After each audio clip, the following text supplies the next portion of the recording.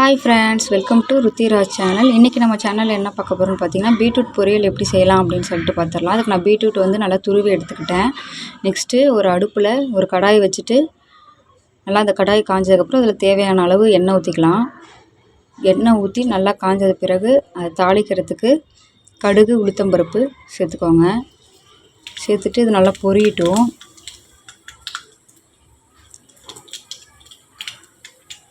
நல்லா பொரிஞ்சதுக்கப்புறம் இப்போ நம்ம கடலைப்பருப்பு சேர்த்துக்கலாம். நான் கடலைப்பருப்பு ஒரு ஸ்பூன் எடுத்திருக்கேன். சேர்த்துட்டு அது நல்லா ப்ரௌன் கலர் வர வரை விட்டுருங்க. அப்படியே இந்த டைமில் பூண்டு ஒரு 4 பூண்டு பல் எடுத்து தோல் உரிக்காமல் அப்படியே நச்சு சேர்த்துக்கோங்க. பூண்டு ஸ்மெல் ரொம்ப நல்லாயிருக்கும். இது நல்லா வதங்கின பிறகு இப்போ நம்ம பச்சை மிளகாய் 2 பச்சை மிளகாய் எடுத்து கீறி இந்த மாதிரி கட் பண்ணி வச்சுருக்கேன். இதையும் சேர்த்துக்கலாம். பீட்ரூட்டுக்கு நான் வேறு மிளகாத்தூள் எதுவுமே சேர்க்க போகிறதில்ல. அதனால் பச்சை மிளகாய் காரமே போதுங்கிறதுனால நான் 2 பச்சை மிளகாய் எடுத்து கீறி போட்டுருக்கேன். நீங்கள் காரம் வேணும் அப்படின்னு சேர்த்துக்கிட்டிங்கன்னா ஒரு பச்சை மிளகாய் போட்டு கொஞ்சம் தனி மிளகாத்தூள் சேர்த்துக்கலாம். இப்போ துருவி வச்ச பீட்ரூட்டை இதில் சேர்த்துக்கோங்க. சேர்த்துட்டு நல்லா வதக்கி விடுங்க.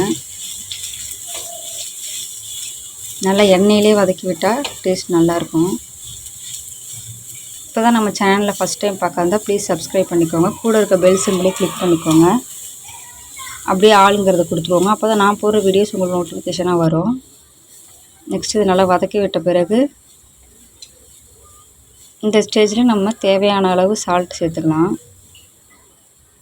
நான் ஒரு ஆஃப் டீஸ்பூன் சால்ட் சேர்த்துக்கிறேன். நீங்கள் எந்த அளவுக்கு எடுத்துக்கிறீங்களோ அது மாதிரி பீட்ரூட் தகுந்தாப்பில் சால்ட்டு சேர்த்துக்கோங்க. சேர்த்துட்டு நல்லா இதையும் நல்லா வதக்கி விட்டுக்கலாம்.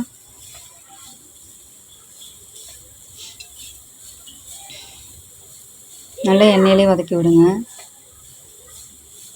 மீடியம் ஃப்ளேம்லேயே வச்சுக்கோங்க. நல்லா தீஞ்சிரும். மீடியம் ஃப்ளேம்லேயே வச்சு நல்லா வதக்கி விட்டுக்கலாம்.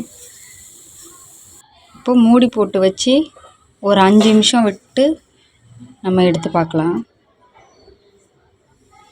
இப்போ பார்த்திங்கன்னா பீட்ரூட் நமக்கு ரெடி ஆகிடுச்சு. நல்லா வெந்து வந்திருக்கு. நல்லா மீடியம் ஃப்ளேம்லேயும் வச்சுருக்கனால துருவி தான் சேர்த்துருக்கோங்க. அதனால் டக்குன்னு வெந்துடும். இதை நம்ம சாப்பாடு கூட வச்சு சாப்பிட்லாம், இல்லை சாப்பாடு கிளறி கொடுக்கலாம். டேஸ்ட் ரொம்ப நல்லாயிருக்கும். நீங்களும் இதை வீட்டில் ட்ரை பண்ணி பார்த்துட்டு எப்படி இருக்குன்னு கமெண்டில் சொல்லுங்கள். நெக்ஸ்ட்டு வீடியோவில் பார்க்கலாம். பாய். இப்போ தான் நம்ம சேனலை ஃபஸ்ட் டைம் பார்க்காதா இருந்தால் ப்ளீஸ் சப்ஸ்கிரைப் பண்ணிக்கோங்க. நெக்ஸ்ட் வீடியோவில் நம்ம பார்க்கலாம். பாய்.